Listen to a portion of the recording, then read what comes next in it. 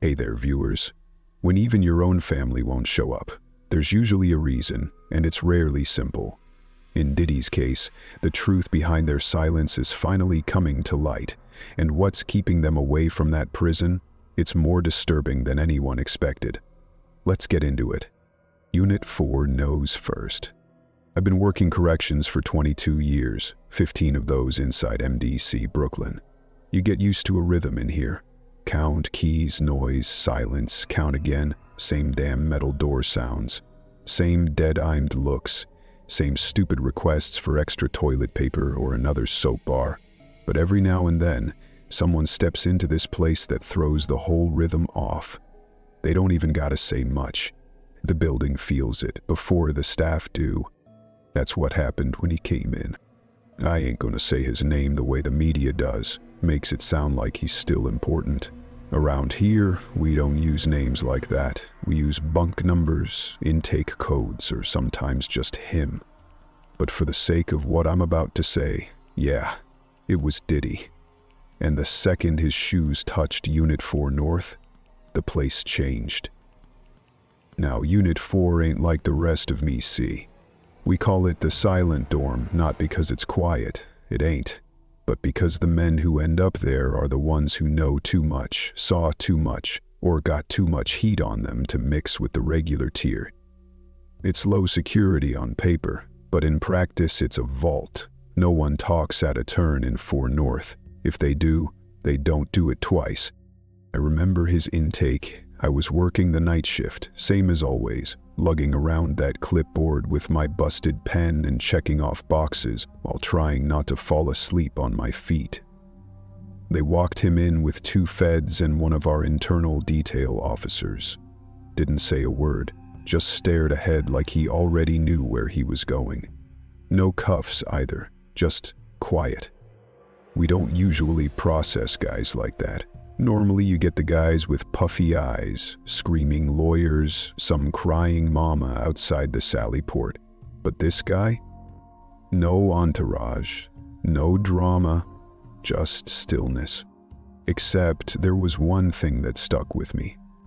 When they gave him the standard hygiene kit and bedding, he paused, looked down at the towel, held it in his hands, then asked, softly, like he wasn't sure he was really saying it, if it could be folded in the shape his daughter used to do. Said it calmed him. I remember looking up from my clipboard, waiting for the punchline, but it never came. No smirk, just those sunken eyes all gray around the corners like something was already rotting behind them. We didn't fold the towel. By day 3, the dorm was different. I noticed it first with the noise. Used to be you'd hear the dominoes clacking on metal tables by 9 a.m. sharp, old heads trying to flex. But that week, no one touched them. Cards stayed in boxes, radios stopped playing. Even the usual arguments over phone slots went quiet. And then there was the control room radio. Now, I've sat in that damn booth more hours than I care to count. That radio plays static sometimes when weather's bad, sure, but that week, it started crackling every time I logged into the monitor, not static, voices, garbled low like someone was whispering through wet fabric. First time it happened, I tapped the set and said something dumb like, "Ghosts don't get visitation." But after the 3rd day, I started writing it down. That's when I began keeping notes. You don't last long in corrections if you don't have some sort of system. Mine's a small black notebook I keep tucked into my boot. In it, I log the weird stuff, sleep patterns, fights that weren't reported, behavior changes. So I started logging him. Day 1, took bedding, slept under bed, not on it. Day 2, refused breakfast, walked the edge of his bunk 37 times. Huh? Day 3, whispered Layla repeatedly into sink drain. At 2:58 IMM. Day 4, sat in corner. Didn't blink for 7 minutes. Day 5, cut open commissary peanut butter pack. Didn't eat, just smeared it on wrist. That 5th entry, that one kept me up. The inmates, hell, they didn't even make eye contact with him after the first few days. At first, you had some of the younger ones acting all hype like, "Yo, that's him, that's the mogul, what up?" But by day 4, they couldn't even look at him.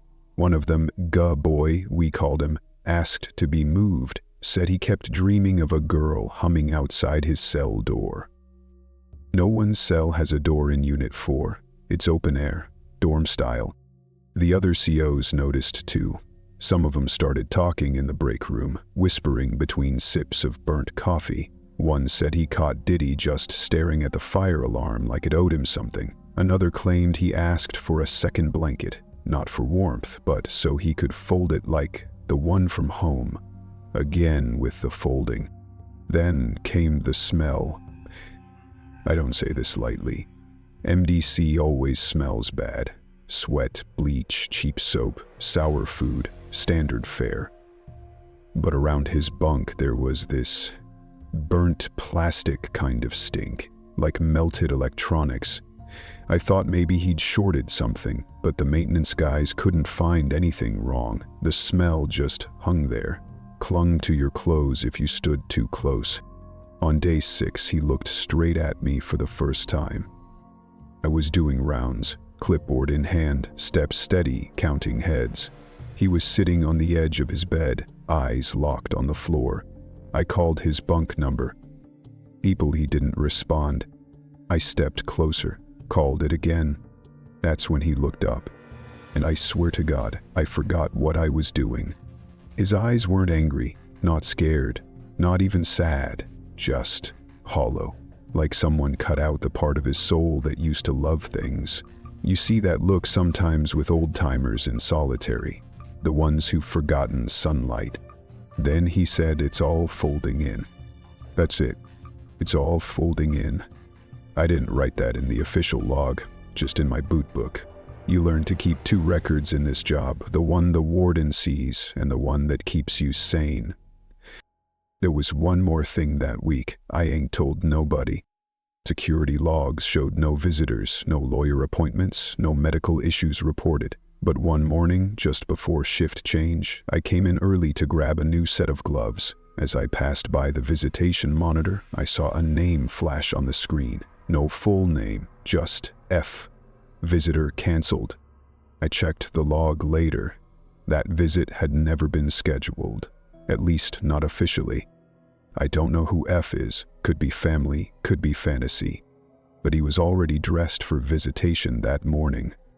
Dressed jumpsuit, hair combed best he could, sitting by the phone, waiting.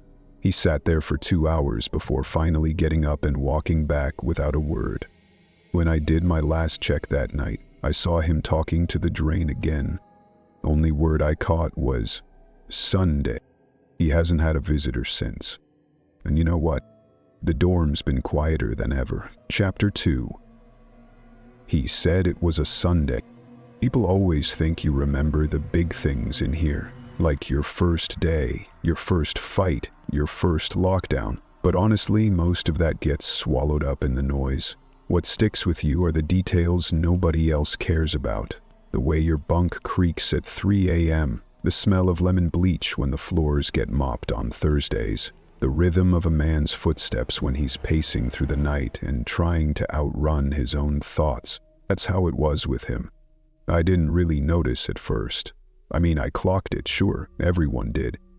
But I didn't really notice him until the night he looked straight at me and said something that never left my head. Just one sentence. I only see them on Sundays. I was 6 bunks down, near the back wall where the air vent rattles like it's chewing on broken glass. He didn't talk to nobody, not even the guards, so when he said that to me, I didn't know if it was meant for me or someone else, someone only he could see. The lights were low, that kind of dim where everything looks yellow and softer than it should. He was sitting on the edge of his bunk, elbows on knees, staring dead ahead like the wall was going to answer back. I'd seen him like that before, whispering under his breath to the corners of the room or to the sink. But that night, he looked clear-eyed, grounded. And then he just said it, low like a prayer. I only see them on Sundays. At first, I didn't say anything. What could I say? I ain't his friend. No one is. You don't just talk to him, you watch him. That's what everyone does. We all pretend we ain't doing it, but we do. The way he folds his sheets 3 times before lying down. The way he lines his slippers up under his bunk like a kid who thinks his mama might check on him. But that night, I couldn't help myself. I leaned over and said, "Ain't been no Sunday visits, man. Not for you." He didn't look at me again, just nodded, real slow, like he already knew. Now, I've been in and out of this place since I was 17. Caught my first bid stealing phones from a mall in Yonkers. Last one was a dirty pistol charge. I ain't proud, but it is what it is. Point is, I've seen dudes break in here, seen them talk to walls, scratch their arms raw, cry over letters that never come. But I never seen someone like him. It wasn't just that he was famous. That wore off fast. After a while, all that matters in here is how you carry yourself. And he carried himself like a man who already knew something the rest of us didn't. Like he came here not to serve time, but to wait for something. Or someone. One night, not long after that Sunday talk, I saw him sitting in the visitation prep room. Now nobody gets in there without being cleared first. But there he was, dressed neat, hair slicked back, jumpsuit straight, just sitting at the phone booth with the receiver in his hand, waiting. No guards around, no visitors scheduled far as I knew. He sat like that for 2 whole hours, didn't move, didn't even blink, far as I could tell. I was on my way back from infirmary check and caught a glimpse through the glass. I asked the floor CO what was going on. She just shrugged and said, he thought someone was coming. They ain't. After that, he never went back, never signed the visitation sheet again. It was like that one no-show closed something in him, locked it shut. He didn't even look toward the visitation door anymore when it buzzed open for someone else. Didn't glance up when someone got called for a visitor. Just stayed on his bunk or walked those little laps he always did, 10 steps out, 10 steps back, always the same count. Then came the scratching. At first it was small, a little rub on the wrist now and then. Everyone's got a tick, right? But his got worse. He'd dig at the same spot on his wrist until it turned red, then purple, then cracked. I saw blood more than once. The COs gave him bandages, but he'd ripped them off. Said it needed to breathe. Said the skin wasn't his yet, whatever that meant. One time he turned to a guy near him and said, "It's where the mirror touched me." No one responded. What could we say? Nobody understood what the hell he was talking about. Some nights I'd wake up and hear him whispering into the vent. Now, the vents don't lead nowhere. They're closed off, part of the old system from before the renovations. But he'd crouch down beside it and whisper like he was telling secrets to something inside, real low, real soft. Words I couldn't always catch, but one phrase he said a lot, it wasn't supposed to be them. He'd say it over and over, like a loop stuck in his head, sometimes angry, sometimes like he was trying not to cry. Once, he said it so loud that a guard came over thinking he was talking to someone on a contraband phone. They found nothing, but he got a warning anyway. That phrase, "it wasn't supposed to be them," stuck with me. It made the whole dorm start guessing. Who did he mean? His kids? His crew? The people in those sealed files the lawyers whisper about but never explain? Some of the older guys started saying he was seeing things. Others said he was cursed. I even heard one dude say Diddy made a deal with someone, and now he was paying for it, but none of us really knew. All we had were these scraps of behavior, like breadcrumbs in a haunted house. There was a stretch of 3 nights in a row where he didn't sleep at all, just sat on his bunk, hands in his lap, staring toward the vent. When lights went out, he kept sitting. When the morning alarm buzzed, he was still sitting, same position, like a statue. By then, guys started moving their bunks away. One dude asked to be reassigned to laundry detail just to get out of the dorm during daytime. A few inmates even started praying more, like they were afraid just being near him might draw something onto them. Me, I just watched. I couldn't help it. I'd sit in my bunk pretending to read, but always watching from the corner of my eye, trying to figure out what was really going on in that head of his, wondering who he thought he was talking to in that vent, wondering what he meant by them. But the worst night. That was the night I saw him write something on his own skin. He had a pen from commissary, the cheap kind that runs out fast. He took it apart, dipped the tip in something, I don't even know what, and started drawing on his thigh, slow and deliberate, a symbol. I couldn't make sense of it, like a circle with broken lines running through it. Then he whispered, "They used to fold towels like this, every Sunday, just like Mama taught them." I never asked again. I stopped trying to understand. Because in here, once you start following that thread, once you start tugging on the strange, either you find nothing or you find something you can't unsee. And I think whatever he saw, it wasn't meant for any of us. Chapter 3. The Tray That Came Back Hot. I've worked in the MDC kitchen for going on 9 years, and I ain't never had a tray give me a bad feeling. Not once. I've dealt with roaches in the flour bins, spoiled milk crates that sat too long in a busted cooler, even had to pull a knife out of the mashed potatoes once.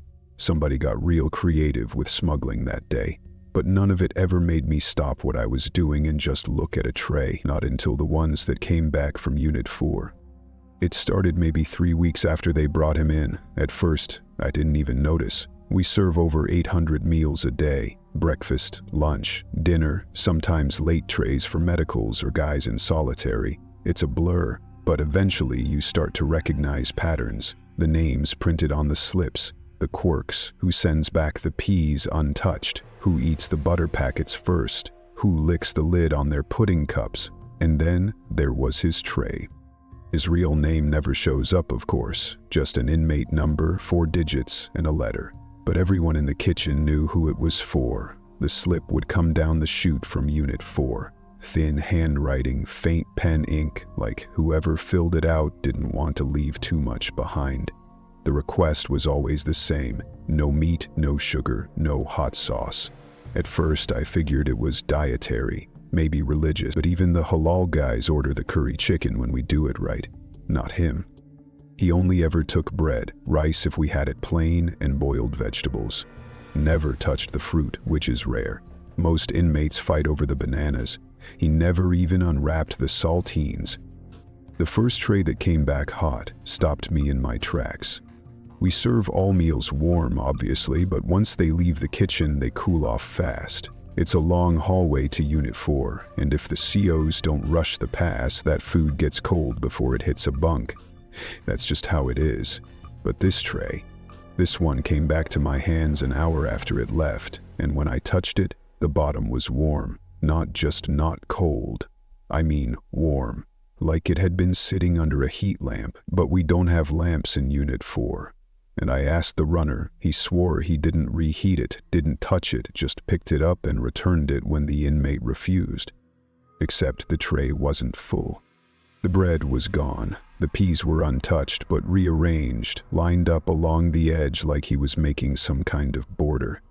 The napkin was folded into a triangle and tucked under the spoon. The spoon, I remember, had a smudge on the edge, just a smudge, dark, like soot. I showed it to Carla, one of the other kitchen hands. She just laughed and said I was imagining things. "You think he's got a microwave stashed in his pillowcase?" she joked. But she didn't touch the tray after that, just walked away. Next day, same thing. Tray came back warm. This time the bread was untouched, but the spoon had been placed upside down, perfectly balanced on top of the rice mound, like a damn sculpture. It wasn't natural. I started writing it down after the 3rd time. Day 3. Tray warm. Spoon clean. Broccoli stacked. Day 4. Tray untouched but covered in condensation. Food inside still warm. Day 5. Spoon stained with black residue. Smelled metallic. Napkin folded into swan shape. That 5th day, I got nervous. I'd seen inmates do weird stuff with food before. sending messages, trying to sneak meds. But this felt different. I couldn't explain it. It wasn't about the food. It was like he was sending something back with the tray. Like each one was a reply to a question I hadn't asked. So I asked. It was late, dinner had already gone out, the other workers had clocked out, and I was doing the last sweep, wiping down counters, hosing the floor near the slop sink.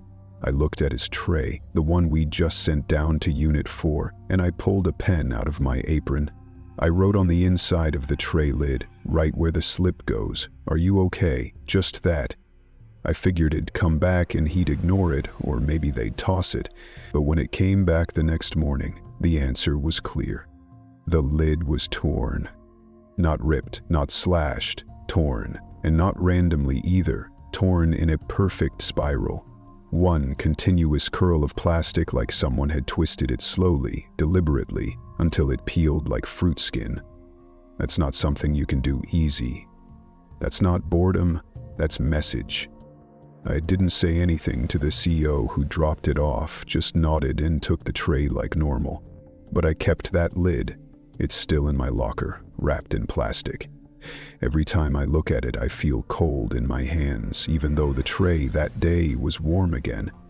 It's like the warmth and the cold came from two different places. Another day, we sent a standard lunch rice, steamed carrots, no meat, no dessert. The tray came back empty. I mean, empty. Every compartment wiped clean, not even crumbs. But the spoon was strange. It was covered in something, not food, not dirt. It was black, oily, almost glittery, like someone dipped it in oil paint mixed with ground metal. I touched it with my glove and it left a faint stain, but it didn't smear like grease. It felt dry, but it looked wet. I brought it over to the back sink to rinse it, and the water ran clear, but the spoon stayed stained. We had to toss it. I asked the runner that time. He's a reliable one, real quiet, doesn't make trouble. If the inmate had eaten, he looked confused. Said the guy didn't touch the tray, just slid it out into the return hatch when the CO called for pickups. Didn't say a word. Didn't even look up.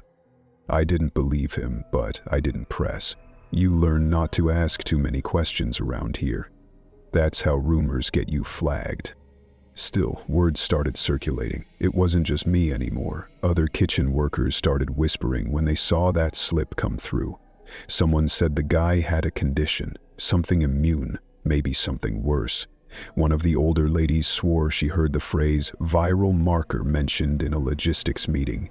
Said the guards were warned to limit contact. Said his family was informed, privately. That's when it made sense. The lack of visits, the food requests, the untouched trays that came back clean but never cold, the folded napkins, the spiral lid, the black substance on a spoon that left no smell but somehow lingered in the air like burnt paper. It was like he was trying to burn something out of himself. I don't know if it's sickness, or madness, or some kind of guilt eating through his bones, but I know this.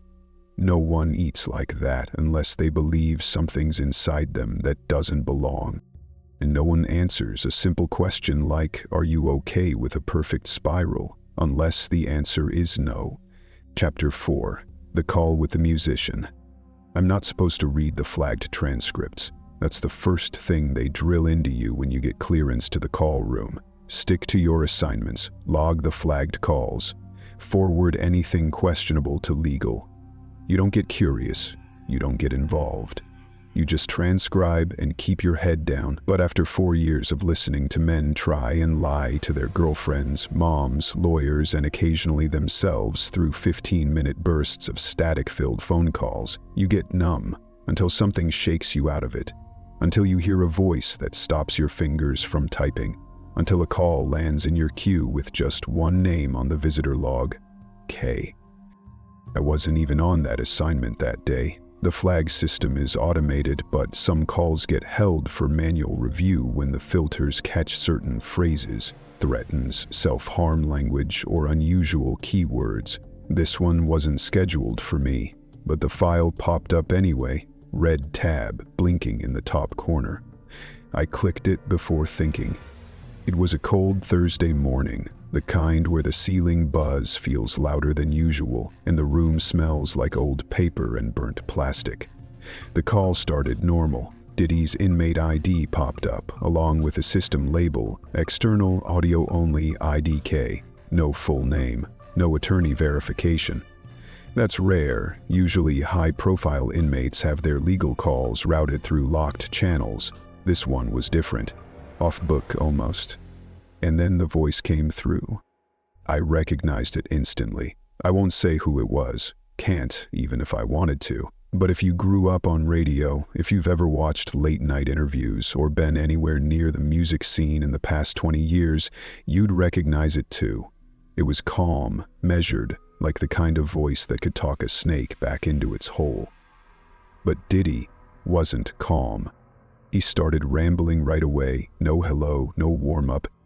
I told the kids not to look in the cabinet, he said. That was the first line.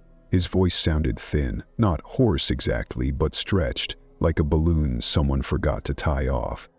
The other man paused for a moment, then said, "You're not making sense, man. Start from the beginning. What cabinet?" But Diddy didn't answer that. He just kept going. "They're going to blame the blood on me," he said. "They always do. Doesn't matter who opened the mirror." I sat there, fingers frozen over the keys, the headset pressing tight against my ears. The audio crackled a little. Might have been the line, might have been something else. I turned the gain down. Still, the words came through too clearly. "She took the mirror," Diddy said, slower now, like he was sinking into the words. "And now, it won't stop showing me stuff." There was a long pause. The man on the other end let it stretch, then said softly, "You're not well. You sound sick." "I am," Diddy said. "Not sick like medicine. Inside, it's the wrong kind of decay. You remember that time in Miami, when everything smelled like bleach and oranges?" The man didn't respond right away. Then he said, "You need to stop. Just stop talking like that. You know they're listening." That's when I looked at the metadata again. There was no monitor marker, no oversight flag. That meant someone had routed this call off-grid, intentionally. It shouldn't have even landed in my queue, but it did. Maybe someone messed up, maybe someone wanted it to be heard. Diddy went on. "I can't stop seeing them," he whispered. "Even when I close my eyes, they show me their faces, but their mouths are gone. Just skin where their mouths should be." She told me they weren't supposed to see the party, that it was for the chosen only. I could hear him breathing now, ragged and uneven, the kind of breathing that comes from inside the ribs, like it hurts to let the air out. The other voice shifted tone, calmer, trying to redirect him. "You need to rest. You're not in control right now. Have they given you meds? What are they giving you?" "I don't take the pills," Diddy snapped. "They try to make me forget, but I can't. I need to remember what's mine, what we buried." There was a scuffle, paper, maybe, something brushed against the mic. Then, Diddy said, "There was a girl. She had a sun necklace. She saw the list. That's how it started." Silence again. Then, abruptly, a system click. Audio spike, and the call dropped. It didn't end clean. The timestamp cut off mid-second. The digital log registered an interruption, not a termination. That means someone, somewhere, either killed the line manually or it got pulled by an override command. We're not supposed to know how those work. I've only seen it happen twice in all my time here.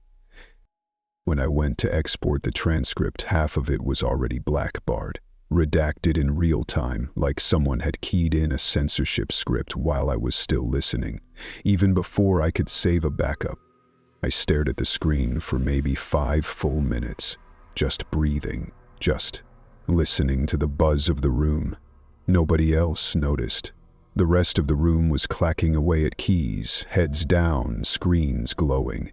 But something inside me said, I couldn't let that call go. Not fully. So I printed it. Not the redacted version, the cached preview. Before the filter hit. A rough cut, but enough to catch the phrases. I folded it into a blank envelope and slid it into my coat pocket. When my shift ended, I took it home. It's still in my locker, wedged between a stack of old orientation manuals and a broken headset. I haven't opened it again. Not yet. Not since that night. Because later that evening, after I got home, I found something strange. On my front porch, no note, no signature, was a small box. Plain cardboard. Inside, wrapped in plastic wrap, was a tarnished pendant. A sun symbol. The exact one he described in the call. I don't know what game this is, or who else is listening, or why I, of all people, got that call, but I haven't told anyone. Not my supervisor, not security, not even the guy I'm seeing who works down in records. I've worked call rooms long enough to know when a line is open that shouldn't be. But I also know when a line stays open because someone wants it to be. Chapter 5. Nobody from home. Most people think working visitation at MDC means you just sit behind a desk and buzz people through, but it's more than that. You become a sort of invisible bridge connecting the people inside to the ones outside, even if only for a few awkward minutes through glass. Some inmates break down crying the second they see their mothers. Some laugh too loud when their kids walk in. Some don't even look up. You see all kinds of reactions. You get used to it, the emotions, the energy, the small rituals. But with him, there was no ritual, just silence. The kind that eats at you, little by little, until you start to wonder if silence can rot. I was working the desk the week he came in. Word spread fast. You hear about high-profile intakes before they even hit central processing. The guards talk, the nurses whisper. You feel it in the building, the stiffness, the way people hold their breath when a name that heavy floats into the air. His file came through flagged, multiple classifications, overlapping legal jurisdictions, something about sealed affidavits. But what caught my eye first was the visitation alert. Priority expedite, requested, family clearance granted, monitored access only. That's not normal. Usually, even for the worst of the worst, there's a period where visitation is limited but rarely denied. And this one? It was green-lit from the start. Not just approved, invited. There was a rush the first week. Names hit the system like clockwork. Someone scheduled what looked like a coordinated visit. 3 separate appointments within 2 days, all sharing partial surname data. I can't say who they were, of course. We redact everything once the logs are processed. But even with the redactions, you can tell when it's blood. The appointments came. Then the cancellations followed. Every single one. Some were called off hours before the visitor was due to arrive. Some never confirmed. And one was canceled from inside. He refused, no explanation, just a check mark on the form. Declined by inmate. At first, I figured it was nerves, embarrassment. Shame does weird things to people when they get locked up. Some want to hide from their families. Others don't want their kids to see them in chains. I've had grown men sob in my office because their wives stopped picking up the phone. But this felt different. It wasn't absence, it was evacuation. Like someone had pulled the plug from both ends and didn't want it reconnected. Then, about 3 weeks in, his file updated. It came through on a routine sync. No announcement, no internal memo, just a small line of new text under medical clearance. Medical concern flagged, confidentiality priority, requested by external legal. Now, I've seen that phrase a handful of times in my years. It's bureaucratic code for something ugly, something that requires a special kind of silence. It doesn't always mean illness. Sometimes it means the person saw something they shouldn't have. Sometimes it means there's a political reason to isolate them. But the thing it always means is, don't ask questions. Still, questions come anyway. Not from me, I know better, but from the other staff. One of the correctional aides asked me if I knew why the phone in his block had been wiped twice in a single week. Said the audio logs came back blank both times. Another nurse from psych told me he wouldn't let her take his vitals, said she'd catch it through the cuff. And another guard swore up and down he heard him whispering something during meal call. Just one sentence. They called, but they shouldn't come.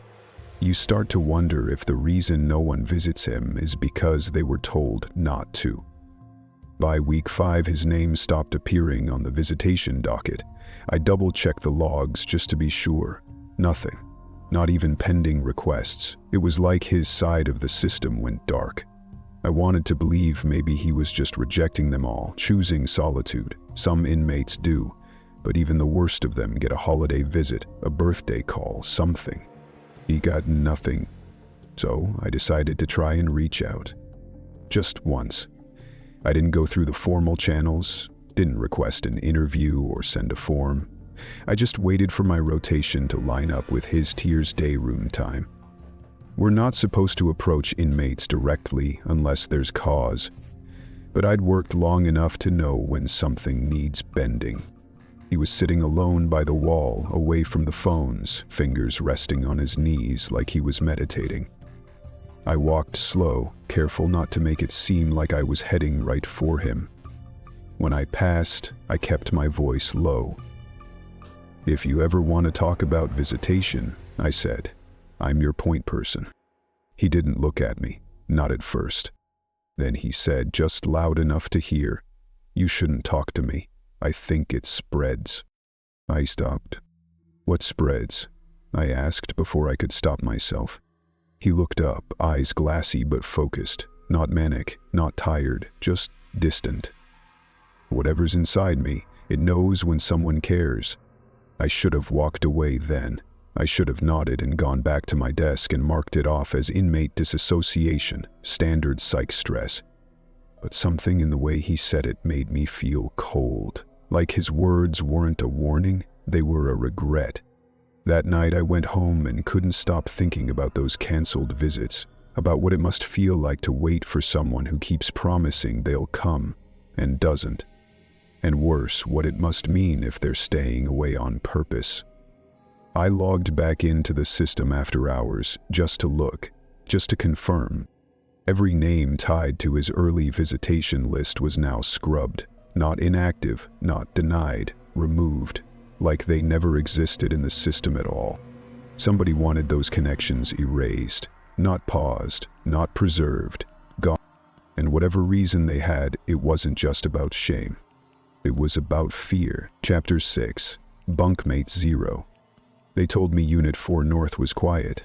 That was the first lie. It ain't quiet. It's still. And there's a difference. Quiet is something you can break with sound. Stillness gets inside you, like the air's holding its breath, like even the walls are waiting for something. You don't notice it right away. First couple days you're just trying to figure out who's who to avoid, who runs the phone queue, who steals soap from the common showers, but after about a week it starts to seep in. That silence, that strange hollow stillness that doesn't move, doesn't shift, doesn't end. That's when you start to see things. I'd only been in MDC 2 weeks before they moved me to 4 North. No real reason given, just logistical overflow, some bull about needing a low conflict profile to balance the dorm. I didn't argue. I knew better. The minute I walked in, I could feel the shift. The lights flickered like they were wired wrong. The floor felt colder than the other units, even with the same busted heat system. And the eyes. Man, the eyes. Nobody looked at each other for more than a second. Like we were all afraid of catching something. They put me in a bunk 4 beds away from him. I didn't know who he was at first. Not really.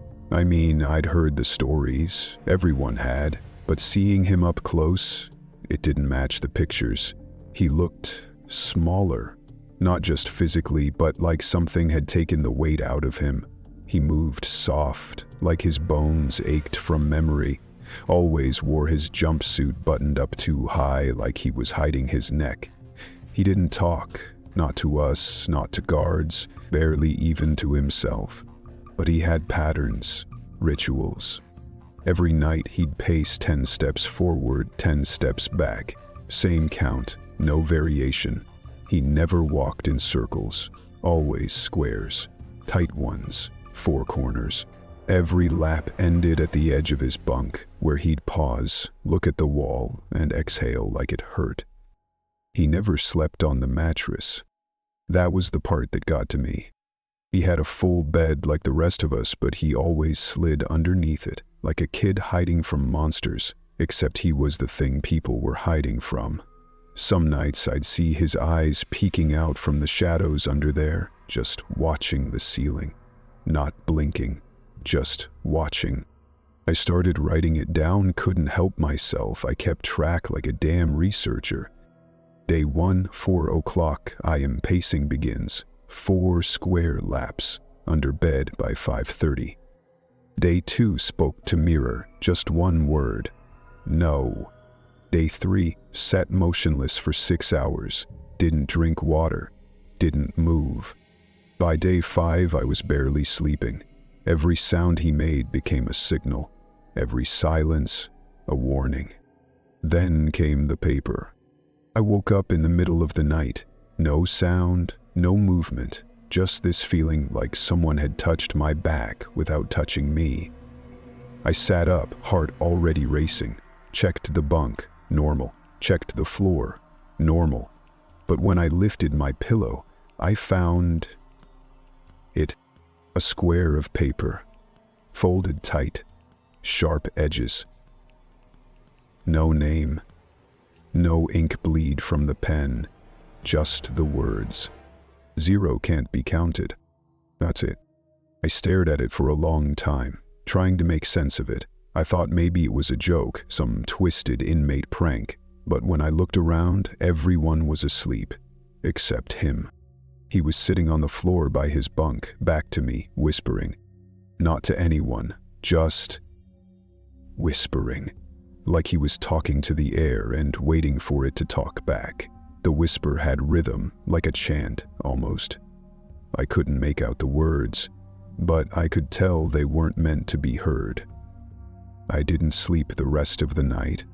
Next day, I kept the paper in my pocket, couldn't throw it away. Couldn't stop thinking about it. 0 can't be counted. What the hell did that mean? Was I 0? Was he? Or was it some kind of code? Around noon, I caught him looking at me. Not glancing, not passing eye contact, looking. And his face, God help me, his face changed. It wasn't a morph, not like a horror movie. It was more like the lighting didn't catch him right, like the skin didn't match the shadow behind it. For half a second, it looked like there were 2 faces, one inside the other, one layered just beneath the surface, pressing up like it wanted out. I backed away, didn't even care who saw me. That night, I told the night shift guard, some older guy, Latino, real calm. I said, the guy in B12. Something's off with him. He just chuckled and said, you're not the first to see it, you won't be the last. Like that was normal, like that explained anything. Next morning, my name wasn't on the breakfast roster. I asked a CO what was up. He checked the clipboard and frowned. You're on transfer. Transfer to where? Doesn't say. Just says off tier. No bags packed, no warning. They moved me before lunch. They never said why, and they never filled my bunk. It's still empty. I asked around weeks later, through friends in other units, a guy in laundry, one of the janitors. Nobody ever saw anyone else get assigned to that bunk. They just left it blank, like the space itself was off limits. And that note? I still have it. Folded, sealed in plastic, hidden in the hem of my mattress back in general population. 0 can't be counted. I don't know what it means, but I think it's not just a message, I think it's a rule. And I think whatever he is, it doesn't belong to any number we can understand. Chapter 7. The Gray Room. There are rooms in this place that don't belong to the prison. That's how I've come to think of it. They're inside the building, yes, built from the same beige cinder blocks and lit by the same flickering fluorescence, but they don't really belong to MDC. The Grey Room is one of those. It's not officially called that. On the schedule, it's listed as Medival Suite 2B. But among staff, when someone says Grey Room, everyone knows what they're talking about. No windows, no clock, no paper files, just a chair, a gurney, a monitor that never gets used, and silence so thick it presses on your back. I've worked in federal healthcare for over 12 years. First with trauma patients, then corrections. I've seen knife wounds stitched together with the patient still conscious, seen abscesses rot through flesh because someone was too proud to admit they were sick. But I've never had a patient like him. He doesn't talk, not unless he wants to, and that's rare. Every Tuesday at 7:40 a.m., I get the same instruction. Inmate B, 12 to 2B. The guards don't say his name, not even to each other. They escort him without a word, as if silence is the only language he understands. He walks behind them, never ahead, feet slow, back stiff, eyes on the ground, like the hall itself is a tunnel only he can see. He sits in the chair, doesn't flinch, doesn't ask questions, doesn't react. At first, I thought it was resistance, some high-level ego refusing to give the system anything it didn't take by force. But after the third or fourth visit, I realized it wasn't about resistance, it was resignation. He wasn't guarding something. He was waiting. His body tells a story his mouth won't. His skin's gone sallow, not just pale, gray, a kind of color I've only seen on patients in end-stage liver failure or those wasting from something deeper. His hair, once dyed jet black in the tabloid photos I used to flip through in checkout aisles, has turned the color of storm ash. Not natural aging, not with how fast it's changed since intake. His hands tremble when he lifts them, but he hides it well. Keeps them tucked in his sleeves, fingers balled into fists, like he's afraid they'll give him away. I've caught glimpses of bruising around his wrists, the kind that don't match restraint patterns. Too uniform, almost symmetrical. And once, when he reached for the water cup, I saw the edge of a lesion under his cuff, raised, dark, the kind of wound that doesn't crust, the kind that pulses. I documented what I could, but I stopped pressing. His vitals were never consistent enough to chart properly. Body temp too low, blood pressure all over the place, reflexes slow, sometimes unresponsive, but still he functioned. Still he walked in every week like some ancient machine grinding out its last revolutions. Then, last Thursday, I found the envelope. It wasn't marked, no postage, no delivery stamp, just sitting on my desk in the small medical alcove near the holding tank, tucked between my patient files like it had always been there. I opened it, expecting a request form or maybe an internal memo. What I found instead were hospital records, old ones, dated 2017. The top page listed his real name. No inmate number, no federal header. Just his name, a clinic in Miami, and a code I'd only seen once before in training. Category X, internal systems degradation/viral origin unknown. The rest of the pages were test results. T-cell fluctuations, blood anomalies, notes on tissue necrosis in lower extremities, a behavioral chart listing memory gaps, auditory hallucinations, mirror-based distortions. One line stood out, highlighted in blue ink. Patient denies contact transmission. States affliction is spiritual in nature. My hands went cold holding it. There was no sign of who left the envelope. No initials, no security camera pointed at my desk. The nurse assigned before me swore she hadn't seen it, and when I checked the internal database, none of the records were listed under his inmate health profile. As far as the system was concerned, those logs didn't exist. I didn't sleep that night. The next Tuesday he came in like always, sat down without speaking. I thought about keeping quiet, keeping my head down, but something about those records had gotten into me. It wasn't just curiosity anymore. It was fear. "Do you want to talk about Miami?" I asked. His eyes moved just barely toward mine. No reaction, no change in breath. I swallowed. The 2017 records, the Category X file. He looked at me full on then, and I swear the air got colder. My throat tightened, like something invisible had taken hold of my vocal cords. Then he smiled. "Just for a second.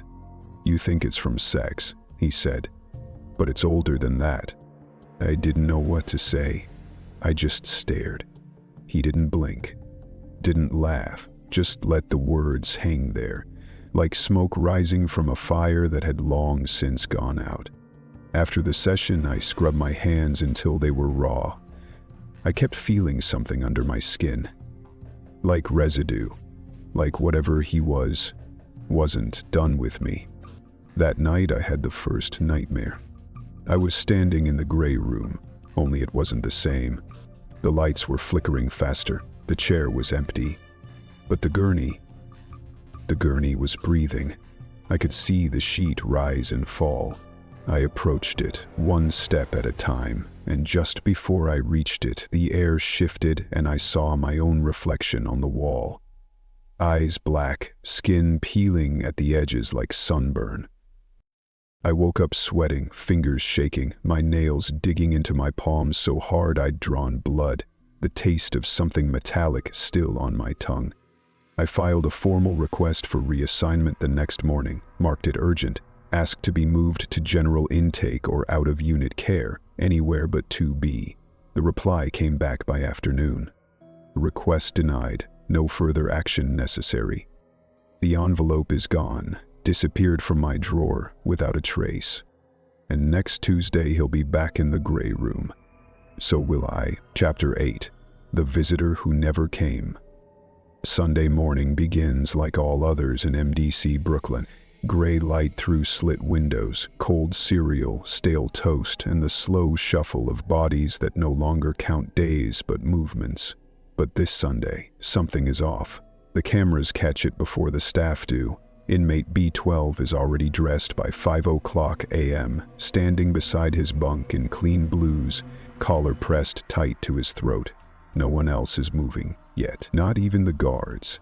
By 6:15, he's seated in the visitation holding area.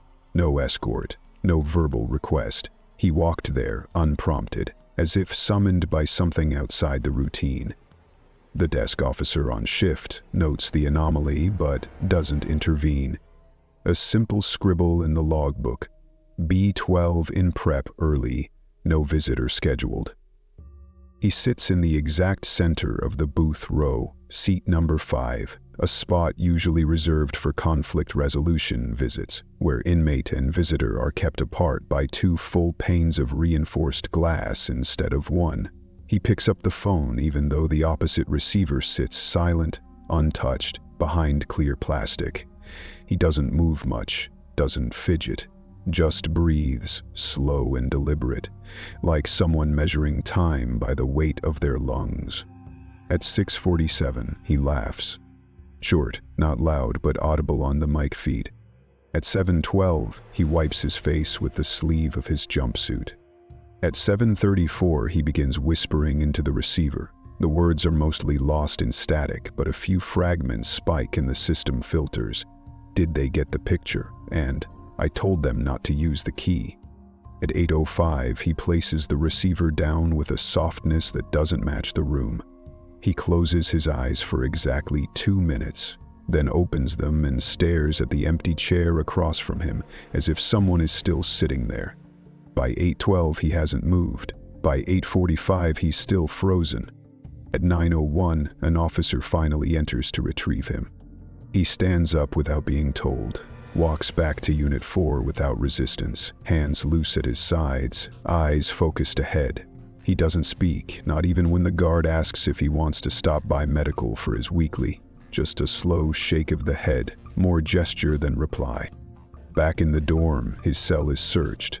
No cause given. No justification entered in the logs. Just a sudden inspection, maybe instinct, maybe something else. The guards turn the place over. The mattress, the frame, the sheets, the toiletries. Nothing unusual. Until they lift the pillow. Folded beneath it, nearly weightless, is a sheet of paper. Unlined, torn on one edge, the drawing is simple, crude, done in pencil, or maybe dull charcoal, childlike in its design. 5 stick figures stand outside a house, arms stretched toward a locked door. The house has one window drawn as a square, filled in dark. Inside, another stick figure is shown alone, smaller than the rest, body scribbled out in thick black spirals. No face, no hands. The figures outside all have smiles. The one inside does not. No signature, no initials, no origin traceable through commissary art supplies or rec materials. The camera feed from his cell that morning shows no movement, no drawing, and no one else entered his area. The image is logged as miscellaneous personal item and quietly returned to the pillow without comment. That evening, the dinner tray is delivered like always. It remains untouched. No reply from the bunk, no sound. At 6:52 p.m., during final rounds, a guard asks if he's planning to eat. He doesn't turn, doesn't blink. He says only one sentence. They're safer without me seeing them. The lights buzz overhead. And the log for the day closes.